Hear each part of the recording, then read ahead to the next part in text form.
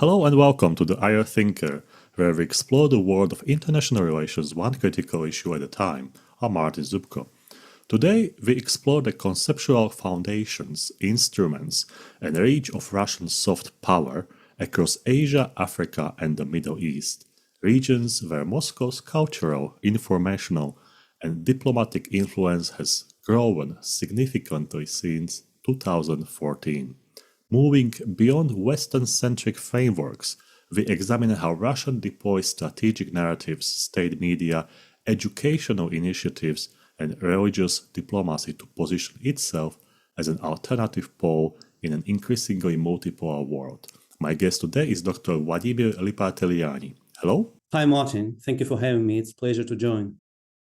Dr. Liparteliani is a scholar of international relations and associate fellow at the Durham University. His research focuses on international cognitive power dynamics, soft power propaganda, and strategic narratives, and the role in the nation-building processes of post-Soviet states. His upcoming book is going to be published in September 2026. It's Soft Power Competition Between Russia and the West. And he's building the book on the case study of the Georgian national identity from 1991 to 2024. So let's start with the first question. I would like to know, how do you conceptualize Russian soft power in comparison with the classical understanding of soft power articulated by Joseph Nye? Thank you, Martin, for this wonderful question. And I think it's very important to start any discussion of soft power, or where soft power is an important and integral part, from the conceptualization, from the concept and what it means. Because the concept is very popular and it's used in different fields, starting from marketing, politics, sometimes in domestic politics, and international politics. So initially, when it was coined by Joseph Nye in the end of 20th century, so it was the period, the end of the Cold War, and the classical understanding of it developed by Nye, it was the instrument to make others do what you want them to do in international politics by through attraction and persuasion to do it without coercion or threats or any financial initiatives included in this power. Well, and it was a bit naive view because at that time there was a very significant changes in international politics. Yes, so the victorious West was about to dictate its own world order, its own rules of the game, and the early 90s and 2000 was just about to it. And the view that was developed by Nye was that attraction will be based mostly on liberal values, liberal agenda, and the ideas of liberty and equality on the international stage. But then when the concept became popular and other actors of international relations like Russia understood that, yeah, it can be and it should be a very, let's say, should be key part of any international and foreign policy of powers, that they try to use it. But for sure, they developed it in a slightly different way, and the understanding of soft power and the concept developed by, let's say, Russian foreign policymakers is slightly different in terms that it attracts, but it attracts to different values. It attracts to conservative values, the values of what they called Orthodox Church, and the role of religion. It depends for sure on the countries, on the target audience where they implement this soft power. But other than that, it is very much about sometimes it's less about attraction itself, but more about undermining images of other actors of international relations. So sometimes Russian soft power doesn't seek to attract, but just to spoil and undermine image of its competitive. And this is, I think, the very key difference between this vision of soft power and the way it is used by, for example, Russia and Western actors. So in Russian case, I would say it is still power to attract and persuade, but at the same time, the goals of this power is to undermine or divide societies sometimes. So it's very much hard soft power, hard in commas, because it sometimes has very hard consequences for the societies that are, let's say, attracted to its soft power. And from the academic point of view, is there sort of academic literature on Russian soft power written by Russian academics? Because in the West, we have so many books about the soft power based on different variations of the perspectives and concepts. So, we have access to that. How is this situation in Russia when, for instance, you are the Russian student at the university and you want to deal with the soft power, but you want to use Russian authors? What they have? Yeah, it's a very good question. The thing is that when you read academic literature, it's very rare that authors, Russian authors, admit that it is used for undermining or for, let's say, dividing societies. There are many examples when they do it just with the goal to undermine and divide. Let's say Georgia, for example, and you can read it in my book. I think it's a perfect example of that. But the scholars usually just don't admit it. They see it as just attraction, but to a different set of values, set of principles and ideas.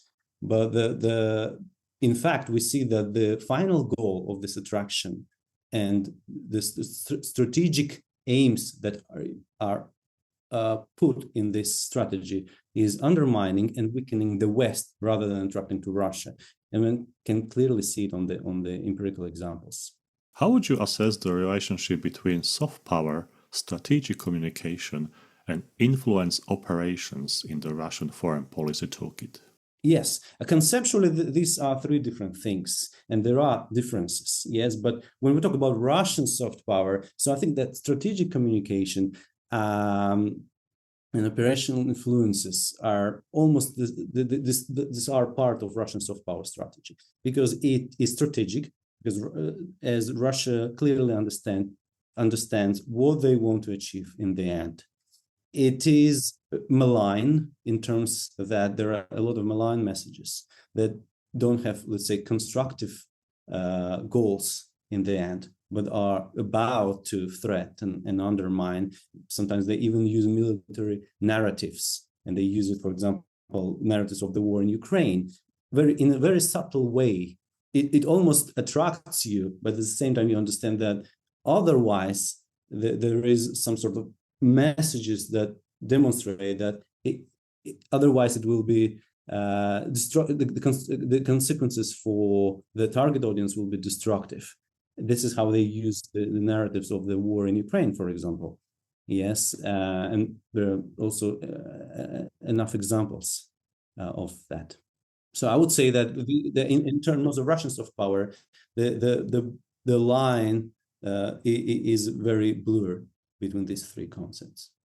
Do you think that this sort of blurriness can be considered as an advantage of the Russian soft power? Absolutely. I think this is what we need to think about in the West, how what sort of instruments and strategies must be used to counter these influences, because they're very sophisticated, and we see in the Middle East, in Eastern Europe, in the South Caucasus, even in Central Asia, that there are people that find this very sophisticated and subtle way of influence very attractive, and they follow this agenda. And this is extremely dangerous. How should we connect the Russia's historical identity as a great power and approach to soft power projection? Yeah, Russian self vision of a great power is a very important part of this. Its narratives, because it positions itself as an opposition to the West, as a promoter of alternative world order. And when we talk about Middle East or post-Soviet states, in Asia, we see that Russia still has this, let's say, self-image of a great power that just must protect some, let's say, smaller nations, or as it positions it, weak nations to protect them against so-called westernization, that it puts it as westernization and, let's say, almost colonization of these weaker states. And Russia's ambitions of its stance as a great power was very key to it, to start promoting its soft power. Because let's remember that Russia's concept of soft power appeared and became implemented in the mid of 2010s, when Vladimir Putin became president of Russia for the third time in 2012. And he mentioned it in his press conferences several times, and in official strategic documents of Russian foreign ministry, that Russia must develop its soft power if it wants to become a great power. There's a clear connection between Russia's self-identification as a great power and the ambitions, values, and ideas that they put in its soft power strategy. When speaking about Russia's status internationally, we also should mention Soviet Union. And I would like to ask you, how is that legacies of the Soviet Union received in Asia, Africa, and the Middle East? So, for instance, you go to Saudi Arabia and you ask scholars or people, politicians about the Soviet Union, what they say. And the same applies to Asia and Africa. So I know it's maybe hard to do it because in Asia there are so many countries and Africa the same. But still, I'm not looking for generalization, but I'm looking for a little bit like guiding opinion about the Soviet Union legacies in those parts of the world. Yeah, first of all, I think it's important to remember that during the Soviet period, Moscow had closer ties with Middle Eastern countries and African countries. There were some connections. Soviet Union, as well as Russia itself, position very important to significant extent position itself as anti-colonial power. And they always try to use colonial past of Middle East, particularly African states, as those narratives on which they build their current soft power strategies, saying we were anti-colonial, anti-imperialistic, and even today they use these narratives, continuing this, let's say, legacy of anti-colonial power that Soviet Union was promoting itself. And today it's at the same time a very significant part of this Russian soft power, when it says that we are anti-colonial power, the West is going to be the occupier of the Middle East and African countries, and they successfully do it. We can see, for example, on Russia Today or Sputnik, there are a lot of news, podcasts, and video materials about it. So Russia trying to continue this legacy of anti-colonial power as the Soviet Union did. In the next section, I would like to go more deeply into how Russia is projecting soft power. And for that, I have 4 topics in one topic. So there are 4 instruments or 4 topics. The first one is the RT TV, Russia Today, and Sputnik. The second is educational initiatives. The third is cultural diplomacy. And the last one is religious diplomacy, the Russian Orthodox Church. So I would like to give you some room to explain one by one how they work. So let's start with the RT and Sputnik, and let's do that sort of across Africa, Middle East, and Asia scenario. RT is a very popular channel. So we can see it by the number of subscribers on its Facebook page, on its the statistics of the viewers, and especially Arabic segment, so in Arabic language. So in Middle East, on its Facebook page, there were, before the war in Ukraine, it was about 17 million people subscribed to RT on Facebook. So there are a lot of millions of viewers of the Arabic segment of Arabic is still one of its core languages apart from English and Russian. Its popularity is a bit slightly less. It is slightly less popular, and it's not that mass oriented in Asia because again, it doesn't have its Chinese language, so it doesn't operate in Chinese language. But it's mostly oriented, so it's operated in English in China and in Asia, for example, in South Korea or Japan. But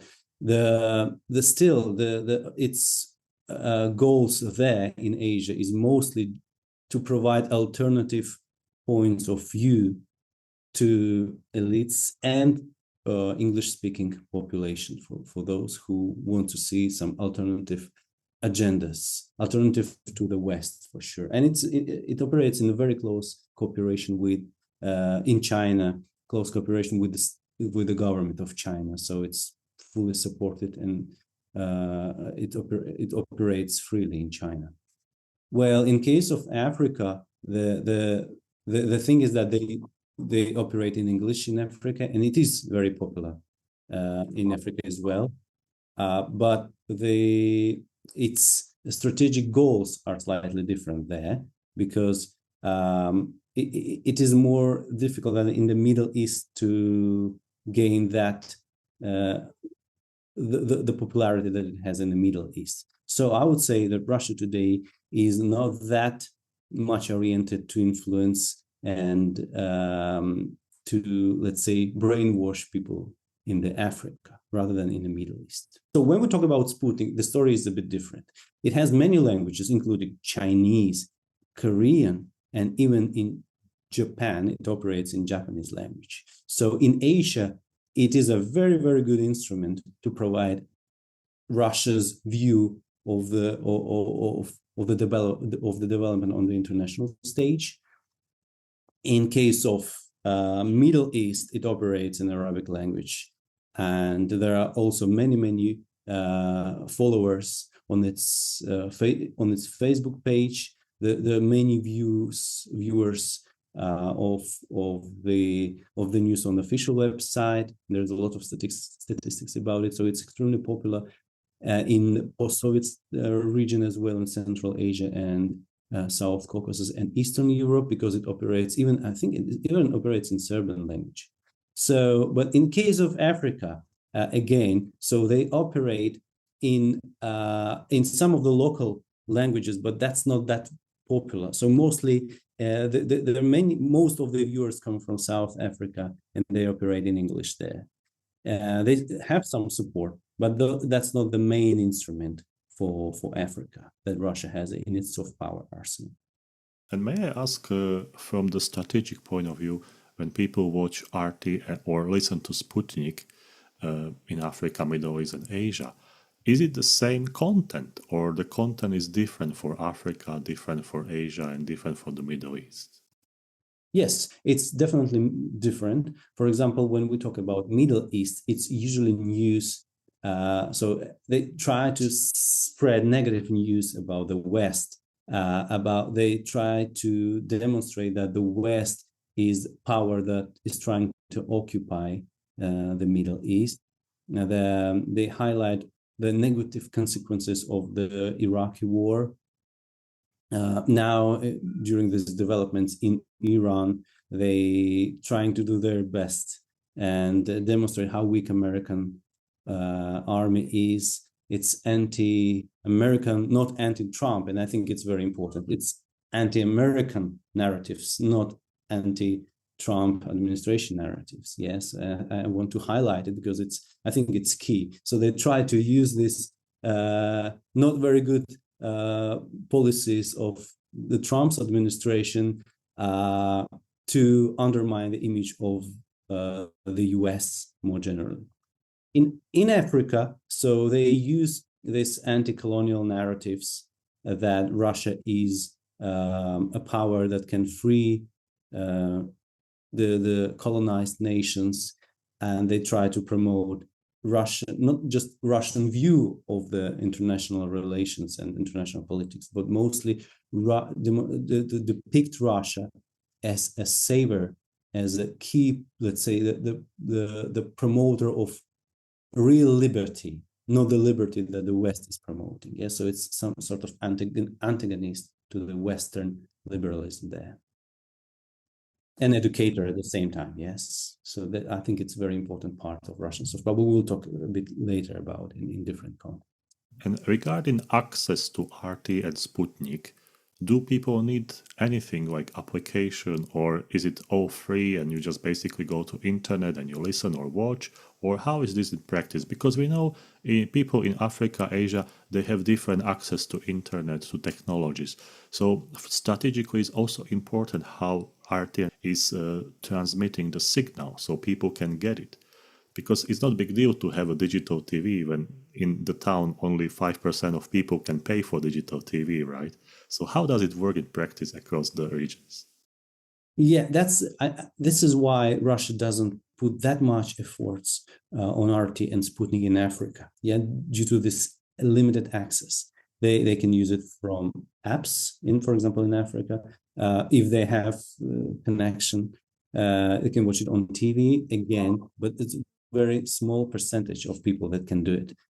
So that's why this is a very limited instrument. It is very popular in Central African Republic and in South Africa, but that's probably it. Yes, so Russia tries to use in Africa slightly different instruments of soft power, but in the Middle East it is more or less popular.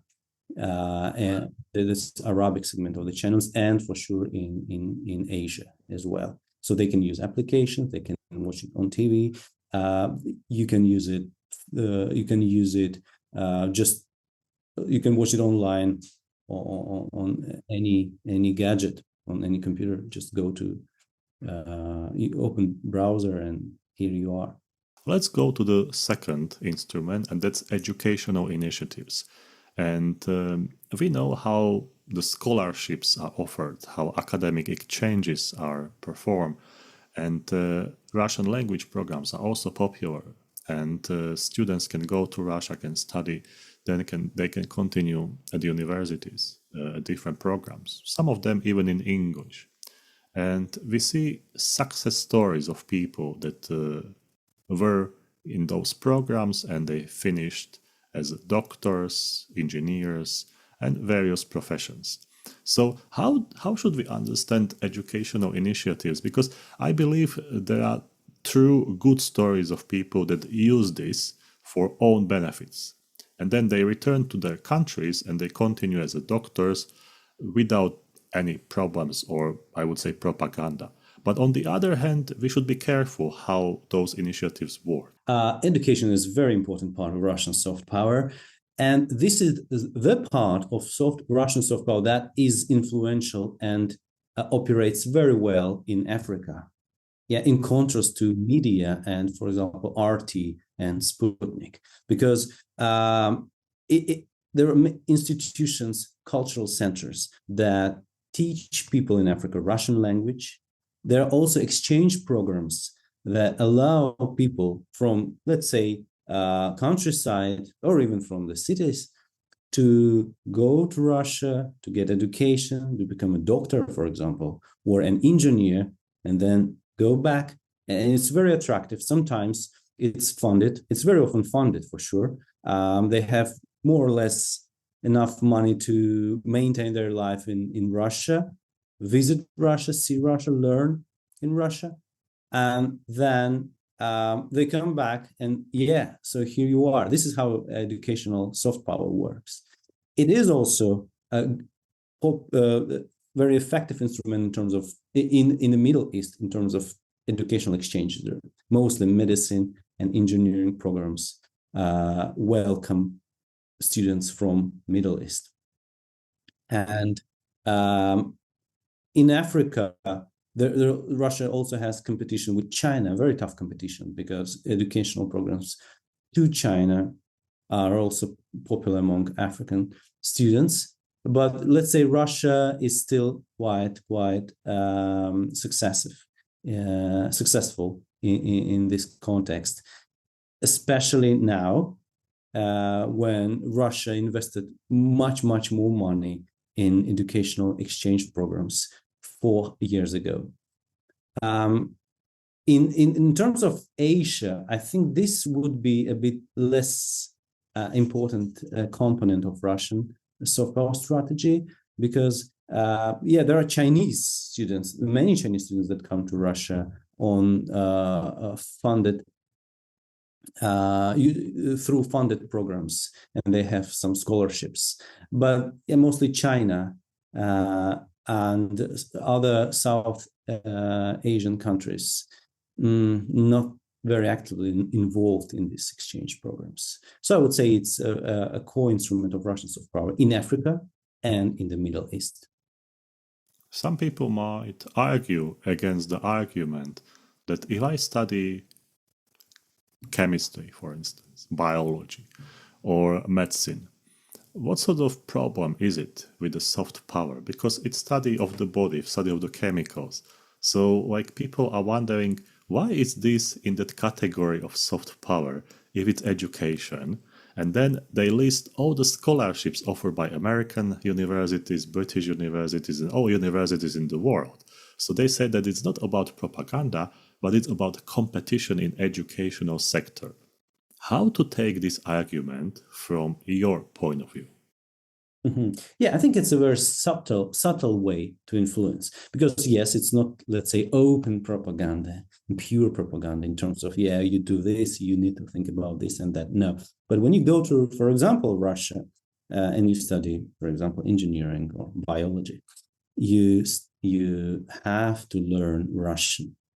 When you come back, you're educated in Russia.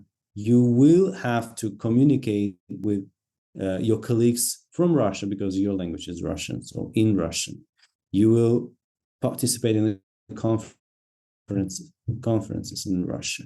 You will, if we talk about medicine, you will promote and cooperate with medical companies in Russia because you're educated, in Russia, and you use the Russian infrastructure to develop medicine in your own country, for example, in Africa or in the Middle East. By the end of the day, you tell others that, look, I was in Russia, I like this and that, I was educated for free. Other people just get motivated to go to Russia too and learn Russian too. And this is how this capital of Russian soft power grows day by day. More people come, more people learn Russia, more people are connected with Russia. Some of these people maybe get married with Russians or Russian-speaking people. They may make families stay in Russia or come back to Africa for sure, but still connections with the country will be very important part of this soft power. And connection with the infrastructure. Yes, we're talking about engineering. So you will use Russian machines. You will use Russian medical infrastructure to develop your medicine in your country. What about conditions for those people coming to Russia for education? Are they welcome? Are they accepted fully as Russian students? Or how do they deal with a different culture? Yeah, first of all, I think that the heaviest instrument in this context of Russian soft power is that they fund. Yeah, maybe they don't pay big money, but they give education for free, and they may fund enough to maintain their everyday life. Second is that the conditions, if they go, for example, to Moscow or Nizhny Novgorod or St. Petersburg, so big cities, so these are beautiful modern cities, and people coming from Middle East or from Africa will definitely like it. There may be problems sometimes with if they go out and they don't speak Russian well, they may face with some sort of problems. It depends. Yes, I mean, if they don't speak proper Russian, there may be some problems because people in Russia mostly speak Russian. Yes, you can't use English, for example, usually. But other than that, I think Russia needs, for sure, there are a lot of things to develop. But if we talk about infrastructure, if we talk about the conditions in which the students live in Russia and the money they get, more or less good enough to maintain their life, I think this is definitely a good way for Russia to attract and build its image. Let's continue with the cultural diplomacy and institutions like Ruski Mir Foundation. How is the cultural diplomacy important for Russian soft power? Cultural diplomacy is what Russia is very actively advancing. Talk about it's mostly effective in post-Soviet space because there are very strong diplomatic connections. And the Russian culture is very well known to people of the post-Soviet space due to the knowledge of Russian language. It is important in Africa, where Russia advances its Russian cultures, Russian language centers. People go and learn Russian language there. It also tries to advance its cultural diplomacy and linguistic and cultural centers in the Middle East. For example, Syria was a very good, especially during the Bashar al-Assad government. It is less.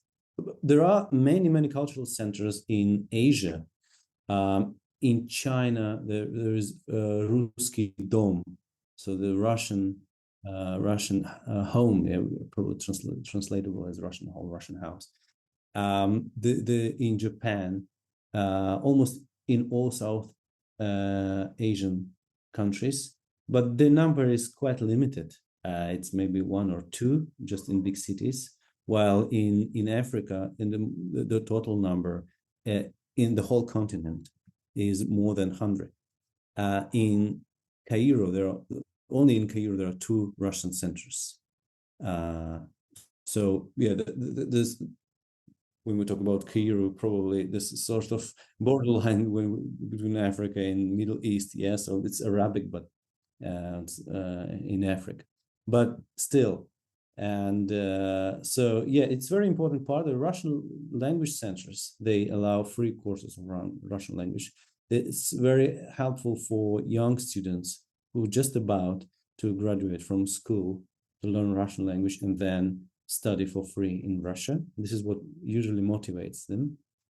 And Russian theaters and Russian cultural centers, mostly popular in Asia, they just a way to promote Russian culture, to show that Russia has cultural heritage, ballet, Russian writers, literature, and Russian theater.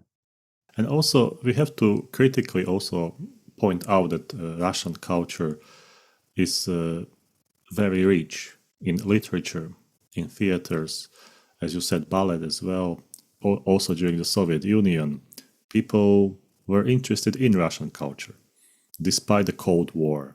But from my knowledge, even scholars were communicating and information was flowing between the blocks. So Russian culture has something to say in the world. We have to admit it. On the other hand, it depends how the regime is using culture abroad. That's the second question, and this is what we can speak about for many hours. But what I want to ask you regarding the Russian culture is, how is the Russian culture received by people in Africa, Middle East, and Asia regarding interest in participating in? For instance, is there any initiatives that in Africa there is a Russian movie made, or in Asia there is the Russian ballet school, or something like that? Is this happening or not? Yeah, for example, in case of Asia, in China, there are many ballet schools, Russian ballet schools. Russian ballet is very popular in China, and Russian musicians. So the many Russian music teachers. I don't know if we can connect this directly to Russian state soft power, but these are definitely elements and components of Russian soft power, maybe not directly connected by the controlled by the government, but still create very positive image of Russia. There are a lot of teachers of music, teachers of ballet that come to Asia to teach. And I heard that the prices, for example, for Russian teachers are much, much higher, and quite a rich segment of the population in these countries can allow it. So this creates some sort of image that Russia has definitely something bring to the table in cultural sphere and in literature and ballet, for example. This is a bit different in the Middle East, but I think what makes people in the Middle East, if we talk about cultural promotion, what makes people believe that Russia is a very good alternative, and in terms of soft power is very attractive, is Russia's promotion of religion. Religion, for example, they support Christians in the Middle East. They also demonstrate that they support religion more generally, and they against, say, liberal values, which they try to depict as values that harm any religion. That's, for example, Islam or Christianity. And Russia have their own Muslim population, quite significant. And this is how they build usually soft power connections with Middle Eastern countries and elites and peoples. If we talk about religion as part of cultural diplomacy, and very often it is indeed part of Russian cultural diplomacy. Yes, and it is our last instrument that we want to talk about, the Russian Orthodox Church. And this is very interesting because people think that Russian Orthodox Church is only in Russia because it's associated with Russia. So what's the point of the question asking about Africa, the Middle East, and Asia? Yeah, it's not. It's not only instrument of Russian domestic policy, yeah, but very important part of its foreign policy, especially in Middle East, as I already mentioned, but in Africa as well. Yes, so there are not so many churches in Africa, but there are Russian churches that promote religion, because their local religious groups are still quite significant. So it's very difficult for now for Russia to dominate the religious segment of Africa. But they are trying to do it, and they have some future perspective, definitely, because they invest a lot of money in religions. So they promote Christianity, they promote Orthodox Christianity in Africa, and there are young people who come there to learn about Russia's religious history, diplomacy, and it can be very attractive, especially bearing in mind that it's very well financed by the Russian state, and with the local religious groups and their religions are, let's say, a bit weaker in terms of what they can do and how they can promote their religion. So I think this is a very good opportunity for Russia to develop its own domination in the sphere of religion in Africa. Well, when we talk about Asia, then the religious soft power of Russia is quite limited, but what it's trying to do is to connect and gather Russian-speaking people. So it's mostly a way to control and to gather its own, they call соотечественники, yes, so its own Russian people who live in Asia, and to communicate with them. It may be they can get some very important information from these people, because they constantly communicate with those people who serve in church. They can, for example, work as spies, and will bring some very important information from mood that people have in these countries. And so you don't always need to be very popular in mass audience, but it's sometimes important if you have 100 or 200 people who come regularly to your church and who you cooperate with very closely. And it's also a way to hide some let's say intelligence activities that the government can pursue in foreign country. I think there is also one important factor, and that's the amount of people who escaped from Russia after 2022. Because if you watch all those travel blogs on YouTube, you have so many stories, like even some signs in the shops are in Russian, in Asia, in Taiwan, for instance, or Vietnam. And I think this is sort of diaspora factor is important, because we know how Russian people can keep together. And that's well known across the world. Absolutely. Absolutely. Yeah. So this is a very good way to control the diaspora, Russian diaspora in Asian countries. Yeah. So I think this is what its goal there, rather than to attract local people. So we went through 4 instruments of Russian soft power, and let's now clarify the narratives and messaging. So I want you to explain which narrative is the strongest or the most used. And I'm speaking about themes of sovereignty, multipolarity, anti-Western sentiment, or others. Because we have 4 instruments, we understand quite well how the Russian soft power works, but now I want to associate those narratives or messagings.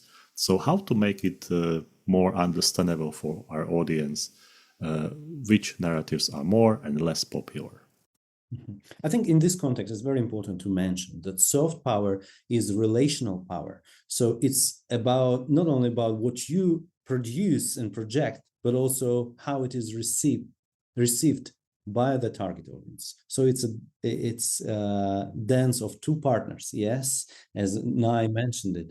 And it will depend on the context where it is implemented. For example, in one country, this and that narrative can be more popular than the same narrative in another country. So when we talk about Middle East, this is anti-Western sentiments, anti-colonial narratives, Russia as a savior and protector of smaller nations to help their sovereignty, to support and protect their sovereignty against the expansion of the West. This is how they put it. In Africa, this is education. So Russia is a country which can provide a good education to some sort of, it can give tickets to young people, tickets to a successful future. And when we talk about Asia, this is mostly Russia as a power that can challenge the Western expansion, and at the same time to provide real picture rather than what they call West's propaganda.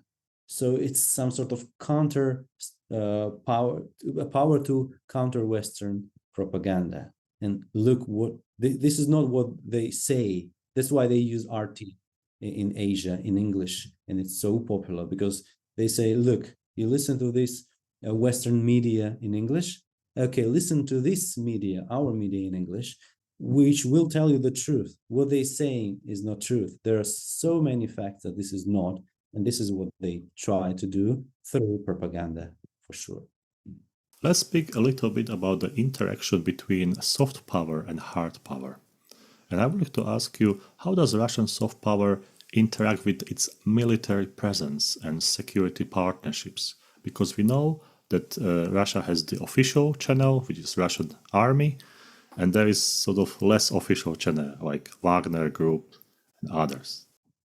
When we talk about soft power, it's usually scholars segregate hard power from soft power.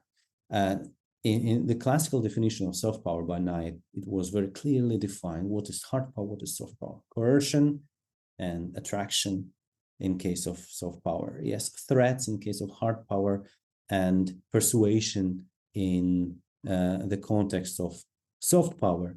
But Russia made it the line quite blurred, as we mentioned already. So hard power of Russia, its military capacity, is very important part of its soft power at the same time. So it promotes its, for example, operation in Ukraine very actively as part of its soft power, but it demonstrates that we are challenging the West. So it's not us who wants to occupy Ukraine, but it's us who want to protect Ukraine and free it from the Western expansion of NATO. And then they promote these narratives in other, in the Middle East, in Africa as well. And I think they do it quite successfully. They even do it in post-Soviet space, in Kazakhstan, when there was attempts to overthrow the new government of Tokayev in 2022 in January. They just deployed their military in Astana, in the capital of Kazakhstan, and then they used this this operation of deployment as a very important part of its soft power. Look, we came to Astana, we saved the government, we brought peace to the capital, to the whole country, and this is what we can do. Look, we are very strong. That was before the invasion of Ukraine. Look, we are very strong, and they are also all the members of military organization of Kazakhstan and Russia, and I think that was the way to promote the image of their military cooperation.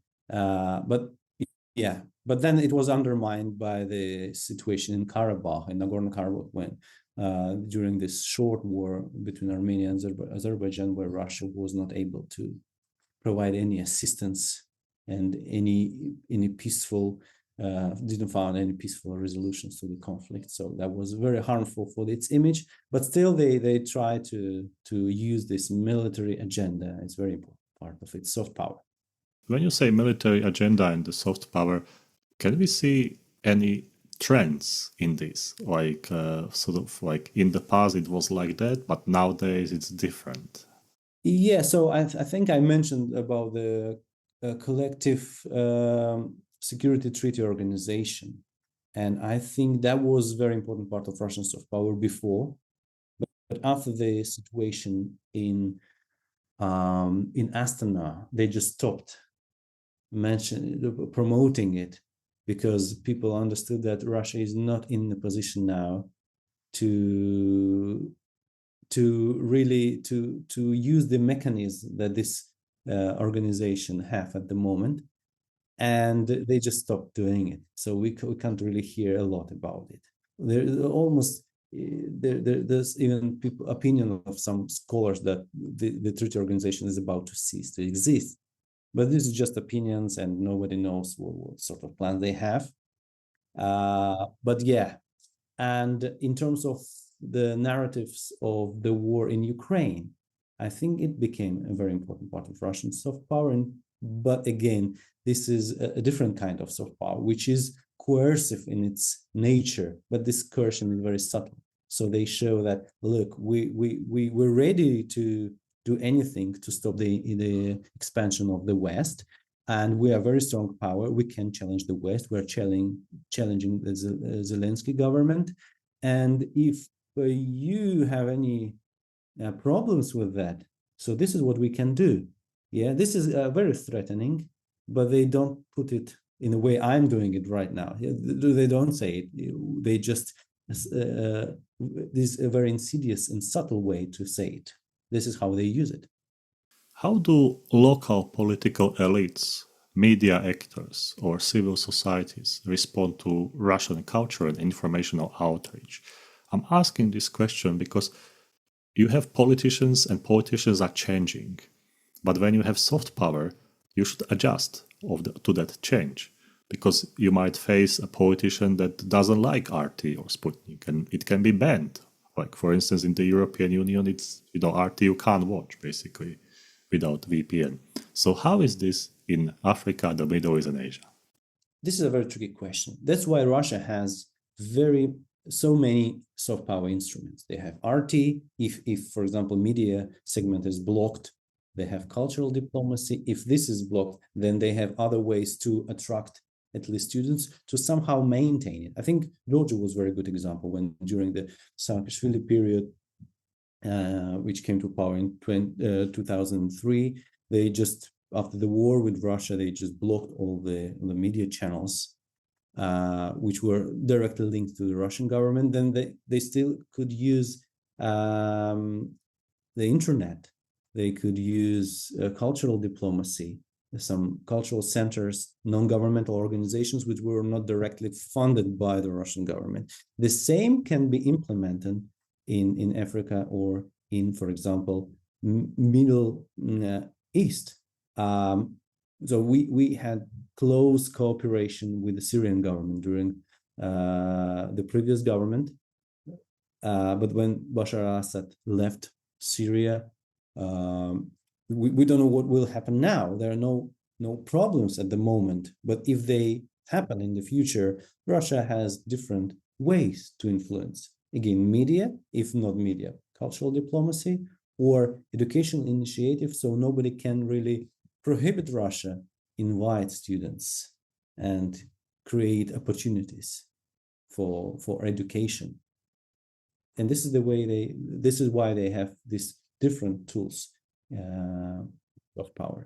Is there any example from these regions that a new political party came to power and completely banned all Russian sort of media, culture centers and everything?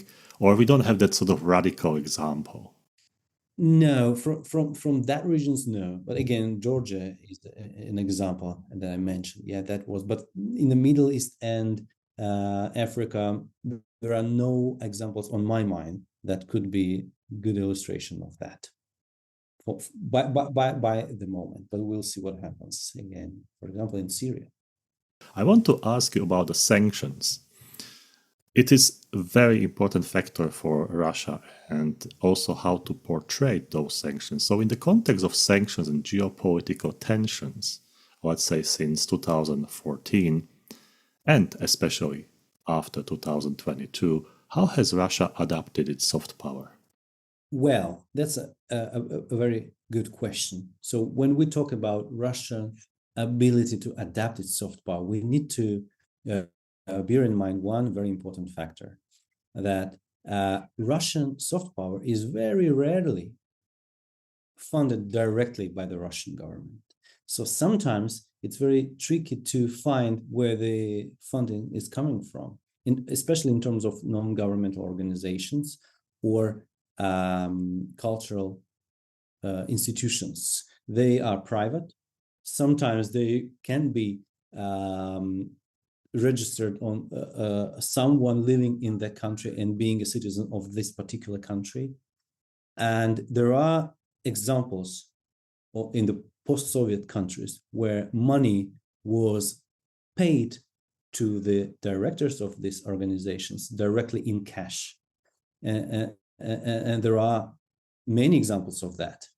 So in terms of RT, for example, or Sputnik, yes, it's a bit easier, but they have also, these channels, these media have clandestine proxies, some Facebook pages, some TikTok channels, and even local channels, media, TV channels that are local. But where funding is coming from is not always clear, because very often in the constitution of these governments, there is no requirement for channels to name the funder. You just demonstrate, for example, how much money came, but you're not obliged to name. You just say supporter or philanthropist, and that's it. Yes, and this is how they use it very often. And that was the case in many post-Soviet states. As well as it will be a way to avoid the conundrum for Russian soft power if there are problems in Middle East or Asia or Africa. Mm-hmm. We want to critically assess and review Russian soft power, so we must ask one question, not to help to spread Russian soft power or to give some instructions or strategical assessment. But I want to know constraints and opportunities for the future in Africa, the Middle East, and Asia. Where do you see the Russian soft power being positioned in that way? The main constraint will be if I think the problem already exists. So this is the war in Ukraine. Yeah, when you invade a foreign country, this is a very dramatic hit on your soft power. So it's a very, very serious damage for your soft power. The second thing is, again, the Collective Security Treaty Organization and the failure of this organization to provide real support for Armenia's Karabakh. Armenia considered it to be its own, yes, let's put it that way. And the mechanism didn't work. That was significant damage for the soft power of Russia as well. And well, in the future, I think what Donald Trump is doing today is a very good help for Russian soft power. So now Vladimir Putin and the Russian soft power has a very good narrative what to say and bring to the table. See, this is what we were doing all the time. This is what were we saying. We are indeed the defenders of sovereignty. We create multipolarity. Otherwise, look what they're doing. Look, the West is doing. Yeah, we know it's not the West. We know this is just Donald Trump's administration decision, and the major powers in the West do not support him. But that's not that important for Russian propaganda. I don't think they will go too much into details. They will just put it in that way.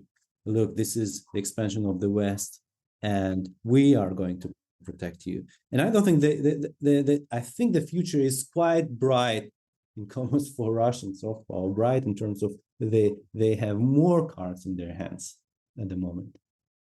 And also, I think it's also the perception of the world, because people, for instance, in the European Union or Great Britain, they see the world as democratic.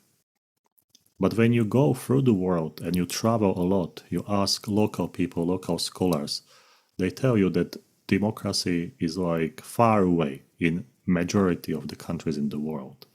And this is a very important factor to consider when we speak about soft power. The last question for today's interview. I would like to ask you about your book, which is coming in September. We don't want to go through the content because this is for people to basically read it. But I would like to ask you about the motivations behind, as a scholar, what is powering you to research this topic, to write about this, and also to agree for interview like today? Thank you very much for the question. Yes. So the idea was that there is, after 1991, after the end of the Cold War, and we have these new states like Georgia with colonial past, the development of their national consciousness was a very, very important thing. When we see today, we consider it as something given, that the national consciousness, the understanding of people, who they are, what their state is, and what they want to be in the future.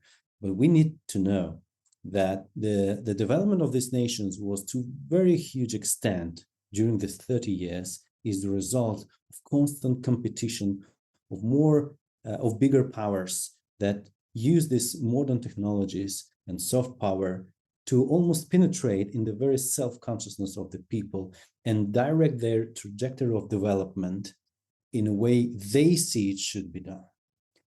And there are many problems in these new post-Soviet states, let's say, that can't really find a way where they want to be and how they want to develop. They want to be democratic, or maybe they just don't really understand what democracy is. And if they really want to be democratic, and I believe they do, they need to understand where and what alternative they have, and where this knowledge, the alternative knowledge to democracy and illiberal values, where they come from and who creates them.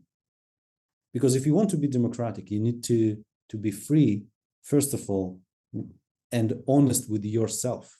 And you need to know all the, let's say, the threats that come in from other illiberal countries to defend this democracy.